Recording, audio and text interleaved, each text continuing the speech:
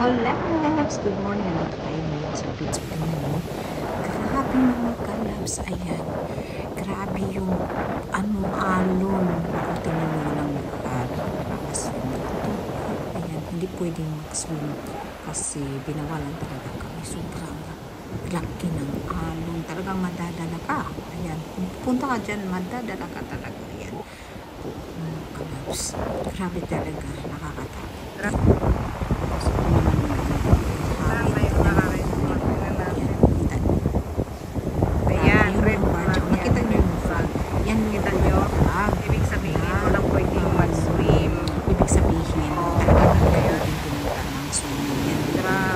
Kasi yan, red flag, yellow, orange flag, at saka green flag. So, pag orange flag, medyo may mga alon-alon. Pero pag talagang green flag siya, parang talaga siya.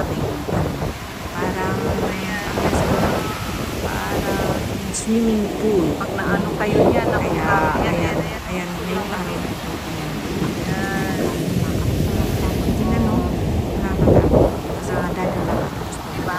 so, talagang maganda at binawal niya na talagang mag-swimming.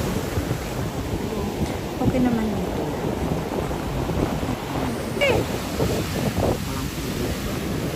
At mag-i-enjoy ka pa din sa puso. Oh, Mama Mia! Sound, diba?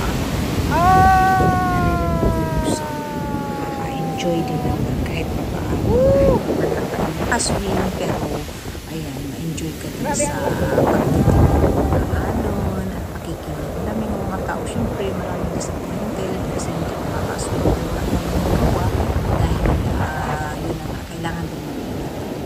So yan, meron lang minsan na nagpupunta talagang tinatawag ko makatakot kasi siyempre Mama Mia, hola! may guardia kasi saan ka may guardia yung Ipoy, cuando pasa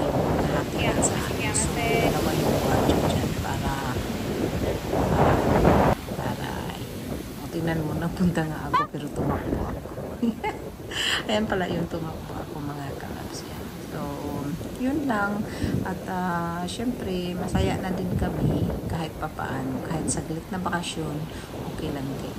At naka-experience din ng magandang bakasyon. Kahit syempre, naaano ako dyan, naaano ako talaga dito dahil hindi ka pwedeng mag-swim kasi maganda talaga It's very big. Magbabad sa tubig dahil sa sobrang init. Yan. So, yun. Sabi ko, mag-swim ako. Mag-swim ako, yan. Pumunta ako sa dagat. Laro-laro na lang tayo kasi wala tayong magawa. Oh, diba? Mga kalabs. Ayan po mga kalabs. So, shoutout pala sa ating mga viewers. Maraming salamat po sa inyong pagsubaybay palagi sa aking channel. At ito na nga po. Medyo malungkot yung ating vlog ngayon dahil nga sa nangyari sa akin, but anyway, ayan po. Yan po si Davidet, yung mama niya. Pero nakakatuwa din tumingin ng malaking alon.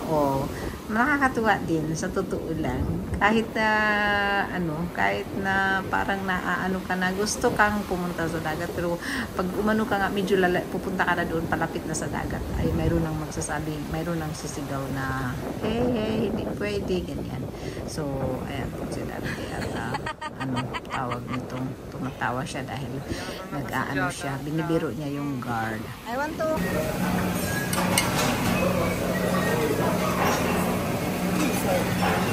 Yes, this.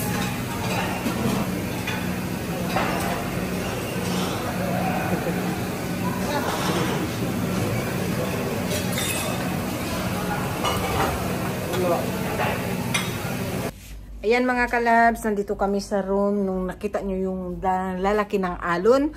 So nandito kami sa room pero nang may nangyari kasi nagtai kami, grabe na kami sa bacteria siguro. So pabalik-balik kami sa toilet ng asawa ko. So nandito lang kami sa room. Ayan, at yan, namumuta na tayo.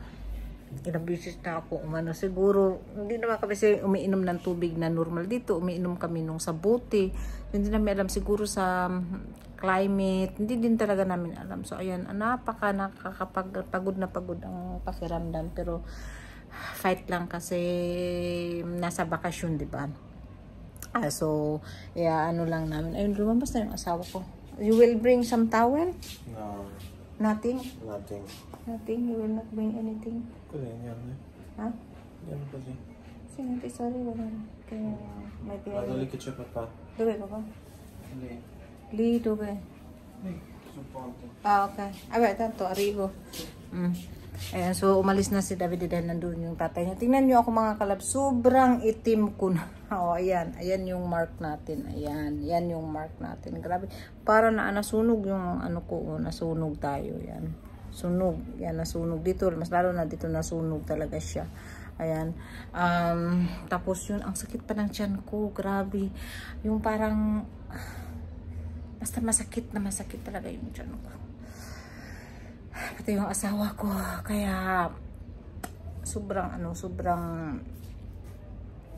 yung namin, yung bakasyon namin na udlot kasi nga sa sakit ng ano. Pero sana naman okay lang din tayo.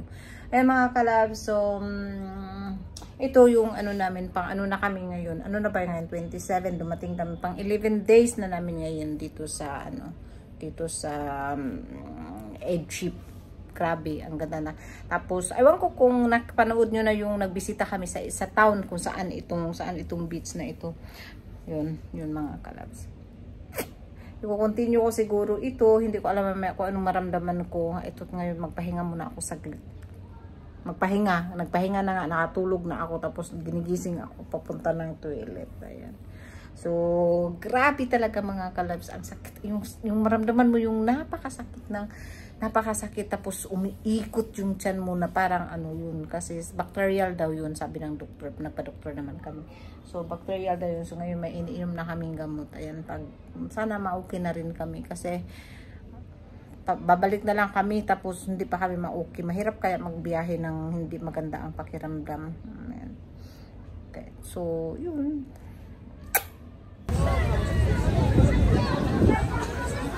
Ewan ko kung napapansin niyo, parang may sandstorm. Parang may usok pero sandstorm siya.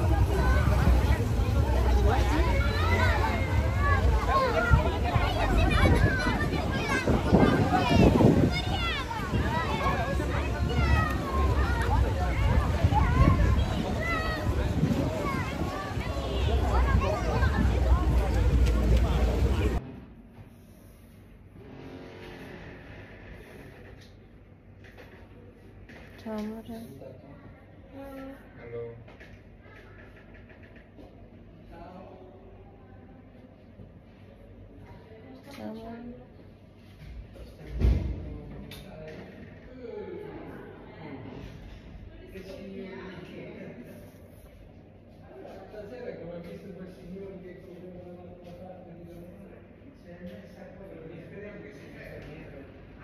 L'infermiere.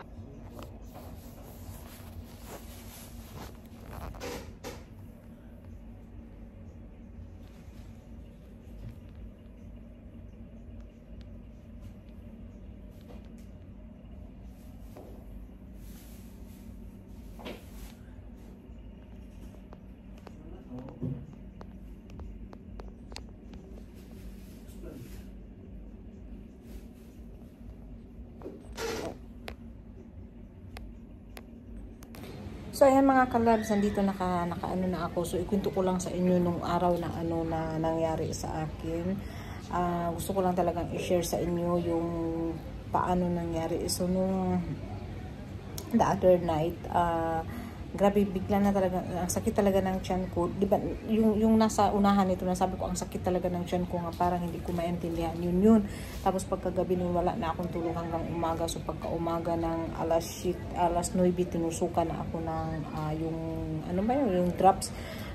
Kasi mababa yung pressure ko, tapos mababa yung sugar ko.